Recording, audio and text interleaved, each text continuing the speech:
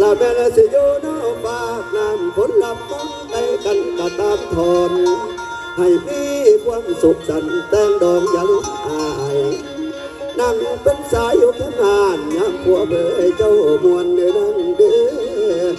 ป้อนเกี่ยวกันน้อล้วนควรอย่ามีเศร้ามีคนมองนักกันคือพี่น้องบ้านหนึ่งน้อเดียวกันนี่แล้วก็เห็นเที่ยวมาปนป่าให้ปั่นจ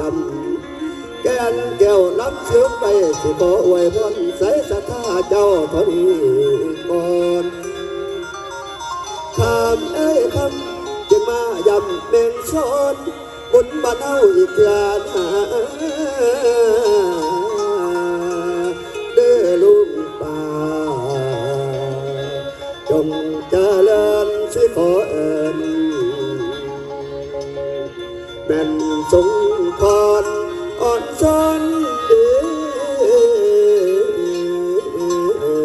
โอ้โอ้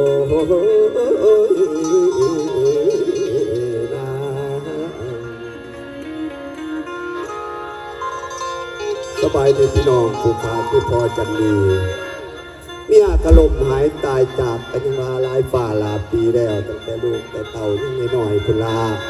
แต่สมือนี่โอ้ยครอบครัวผู้ขายเองก็ครอบครัวถูกหยาดปากมองพี่น้องเลยใครแน่ตั้งแต่ลูกชายนั่นเขาได้ทางขอบสางครัวก็เอาลูกเอาเมียนั่นมาอยู่น้ำยังแต่ลูกสาวลานี่ละบนท่านมีลูกมีผัวน้ำเขาจักเถื่อกระยอนวัตถุปัญญานี่ละจังว่าบ่มีไผขันอาสามาเป็นลูกเขยแต่ละปีแต่ละนั่นก็เคยเฮ็ดไห้ไสหน้าอยู่ดอกแต่ว่าเดี๋ยวนี้กระตุกมาเดือน5ฝ่า6แล้วลูกชายก็จักว่าสิเฮ็ดอยู่ไสละหน้ากระไดเบาแล้วลูกชายกับลูกไผ่มันก็จักว่าจังไดคือบ่ทันได้เห็นมาหาเถื่อมื้อนี้สิปรึกษาหารือสิถามเขาเบิ่งก่อนเขาสิไปเฮ็ดหน้าอยู่ไสปีนี้โอ้ยครอบครัวผู้ขายเองก็พอดแต่ได้กินตับมะพุงนี่ละบ่ได้กินอีหยังบ่ได้กินลาบกินก้อยน้ำเขาดอกที่นั่งทาลูกทาเต่าอยู่นี่ละสาก่อนพอมาเด้อพอลูกมาแต่เศร้าเจ้าคือจมแต่เศร้าแต่เสียแต่ละพอโอ้ยกระจมเบ้าเรื่องขอบเรื่องขั้วเฮานี่ไผละเก็บปะกุงมานี่พอโอ้ยก็บ่แม่นนางนั่นบ่โอ้ยพวกมันเบิดแต่บ่ปะกุงยิ้มมาล่าบ่จะได้เอามานั่นว่าสิต่ำอยู่ตัวแต่สิล่ะครอบครัวเฮาบ่มีชีนมีไผกินน้ำเขาดอกกินแต่ตำบักหุ่งนี่ล่ะลูกเอ้ยสวัสดีพ่อปู่ก็ดีนะพ่อปู่ตอนเว้นกับตำบักหุ่งกินเนาะน่ะนางมันเคยตำบักหุ่งอยู่แต่ละมื้อเดี๋ยวนี้ลูกสบายดีพ่อสบายดีนี่มันบักหุ่งคนบ่ได้มาก็ได้ใบมันทั่วดูล่ะ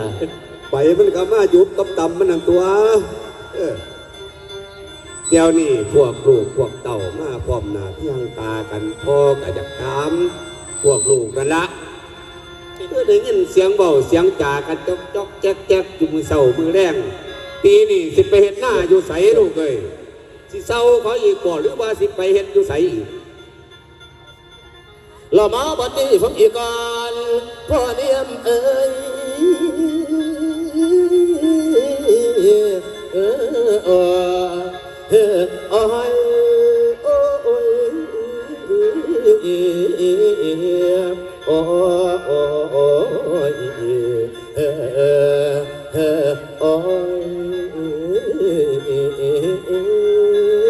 ว่าที่เพียสิลงเขาอีกปีนี่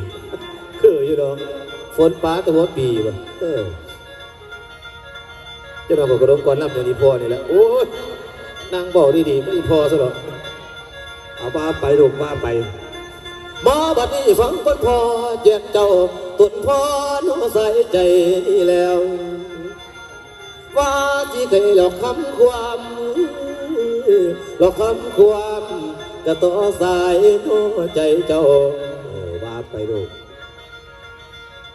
โอ้ยจะเป็นนางลำบากไปโดดว่าสิเอาขันต้นเขาเมื่อหน้าเราคือเก่าสิปาจาโนปากเบากับตนเจ้าอีพอเนีย ว่าสิไกลจากเจ้าต้นพอเนาะสายใจนี่แล้วสีนี้ไปหลอกคำนาหลอกคำมาอยู่บอนเดิมเด้อลากีว่าสิไป เดี๋ยวบอลบุญเห็นหน้าแล้วไม่เท่าอีกสันบน เป็นแล้วพอ ว้ายที่ไปไกลแต่บัดนี้ โอ้ยเดนอว่าสิไปขันหาเจ้าแม่โสภาแม่เท่าใหญ่โอ้ยเดนอตัดสินใจพร้อมลูกน้อยขันเมียแก้วกะพำกัน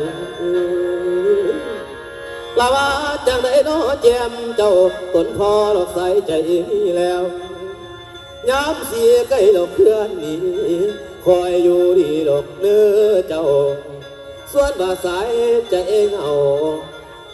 ส่วนมาสายใจเหงาบีลาเอ้ยเกี่ยวอีพอกันยามเอ้ยเดียมขอให้รอกันอยู่บ้านกันซ้ำที่เอวเป็นอวยมาเวลานอน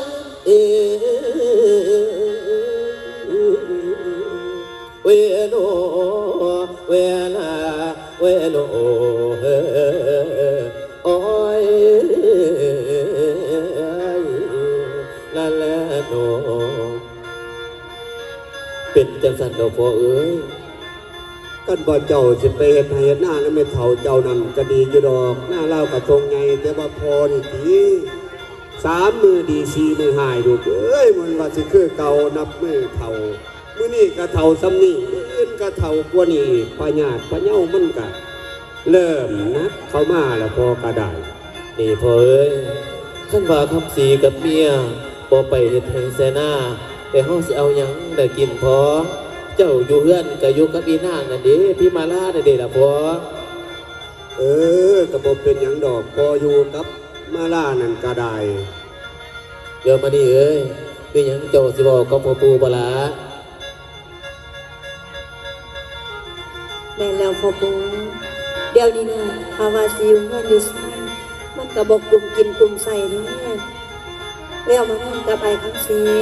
แล้วก็กับลูกทั้งสองสิไปเห็นหน้าน้ำอีแม่อีกจักปีมส่วนว่าอานั่นมีน้ำอีพอบ่แย่งอีพอยังบ่สบายเด้ออาเด้อ หมายความว่าเจ้าสิไปลูกเจ้าก็สิไปเบิดทั้งสอง โดยพ่อปู่ ท่านว่าไปก็ไปพ่อก็บ่หาบ่ต้านดอกพ่อก็อาศัยกินแต่น้ำลูกน้ำเต้านี่ล่ะลูกเอ้ยได้ปลาได้กบได้เขียดก็มันมาส่งพ่อแน่พ่อก็สิไปไต่ไปเรื่องยามมื้อคืนก็บ่เห็นหงเห็นเรื่องล่ะประคำเด้ว่าจะได้ลูก ว่าไงลูกก็ว่าสิไปกับพ่อไปเฮ็ดหน้าน้ำเพิ่นซั่นเด้เจ้าอยู่ทางนี้ก็เบิ่งตัวเองดีๆนะปู่เด้อ บ่เป็นหยังดอกลูกเอ้ยบนนี้โอ้ยรู้จักท่วมเวลานข่อยก็ได้ แม่นล่ะพ่อปู่ท่านหน้านี่ไปจากพ่อปู่หน้านี่คือสิคือหอดพ่อปู่เฮี้ยนๆนะพ่อปู่ ได้กบได้เขียดสอนหัวกมากระมกหัวกมาให้พ่อปูกินเนลูกเอ้ย ไปพ่อปู่ เคยจะสีลูกเอ้ยพ่อก็สิไปหาตัดไม้ตัดตอกมาสารของสารกระตาพ่อได้ขายตามท้องตลาดขั้นสิทาอาศัยแต่พวกเจ้ามันก็บ่ได้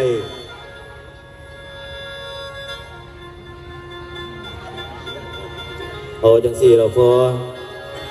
นับตั้งแต่มือนี้ลูกสิห่างไกลหนียาสูกีเด้อบีลาให้มันคว้าอยู่ทางบ้านขั้นประลำหน้าแล้วสิทธิ์สมบูรณ์สิขึ้นเตาซะแล้วท่านบอกเอาขึ้นเอาสิงูโกงไว้มาหลวงพ่อ หอดย่ำเขาเมาเขาห้างก็เอามาส่งให้พ่อกินเด้อลูก เอ้ เอ้ ย ย พ่อไปขั้นสันไปดูดีที่แห้งนะพ่อเด้อ ตัดไม้ตัดตอกพ่อได้สารของสารกระตาลูกเอ้ยพ่อได้ขายด้วยละ15,000ก็เอา พ่อเปิงเด้อเปิงอีพ่อเด้อหล่ะเด้อสร้างใหม่กลับมา เป็นหยังดอกไอ้ ไปลูกเอ้ย น้องสิเบิ่งเองดอกไอ้บ่ต้องเป็นห่วงดอก เอาไปสหรา ไปแน่แต่นี่หมูลูกสาวหลายละอยู่น้ำ ป้าจิฟันใหม่เขาวัน โอ้ยมันก็เขานะเนาะพอซื้อมาลวง500,000ผุด โอ้ยก็พอปูแล้วจ่อยผ้าใหญ่ โอ้ย พอ กระสีดาขั้นเขามาแล้วก็ยังยากซ่าการไปการมากระได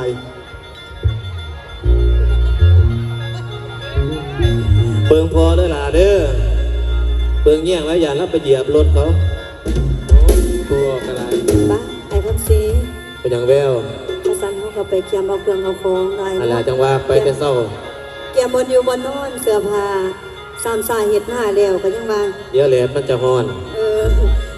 ไปดูร้าน ไป ปะ ดูกาทั้งสองไปเอามาปัดนี้ปูฟังเอ๋ยตอนนี้โยโยไว้กับพวกพอจะดีเสด็จปัดนี้เสี่ยวมาหาทั้งเมโสภาพี่ปัดนี้ปูฟังเอ๋ยหันมาย้อนกาวเบื้องกับพวกเมโสภากันนายาโลกสาวผมอยู่รวมกันในบ้าน จนมานานหลายปีได้เอาผัวมาสอนบอลเราสิมีเรื่องเบาสันไหนเท่ให้คอยฟังบนกับกันยาครับบทบาทการแสดงโดยดาบเอกสาวเสียงมหาเสน่ห์สุดตลาป่าน้อยจัดสะดือให้รับสมฟังได้แล้ว โอ้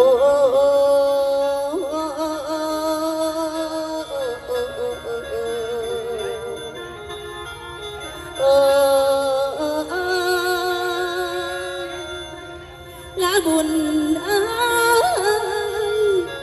บุญสาวนางเขาเอ่ยสาอับใจได้ผู้ชายเด้อและสร้างมาเป็นหนทางปล่อยน้องไว้ที่ตายและสามีบาปมาแลนเห็น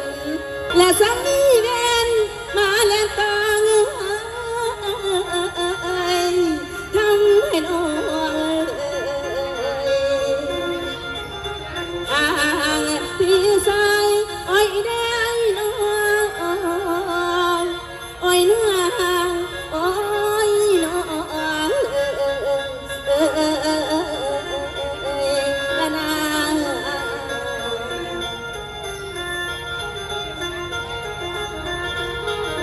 ละมานี่ละพ่อเอ๋ยพ่อ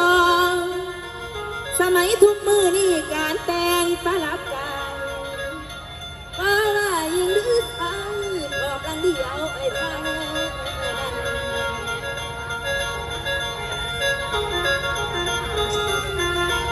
โอ้ใหม่ก็พอดีปักแล้วแม่เนาะ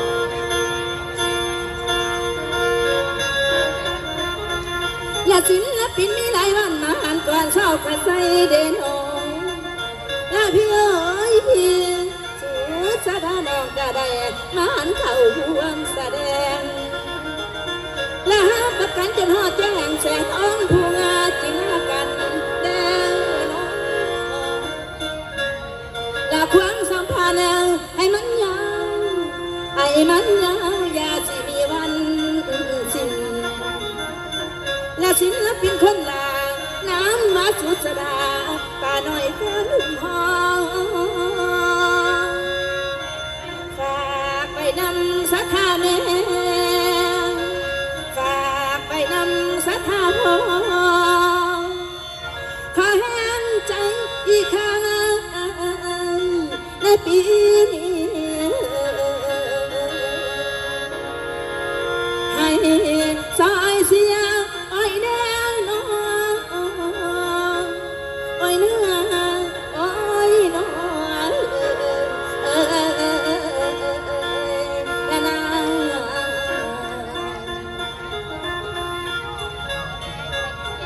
พี่น้องเอ๋ยสมมุติว่าตามเรื่องบอกเครื่องใจแม่แต่น้อยกันละย่าซื้อกันหน่อยในเดือนพาแสดงนับแต่ว่ากันละย่าสมสู่อยู่หาเอาผัวมากกันหลายปีเลยพี่น้องกับไอ้พงษาว่าให้ดูจ้าเกลือพี่น้องเลยกันละย่าเองเป็นแม่ค้าแม่ขายแต่ละมือแต่ละวันไปหาค้าหาขายภาษาอย่างน้องสาวข่อยมีน้องสาวคนหนึ่งกับผู้หญิงเอาผัวหลายปีลูกเต่ายืนอยู่บ้านนอกคุณทุกอย่างปากมองเอเบลกันหลายกันละย่าเนี่ยก็คือว่าละ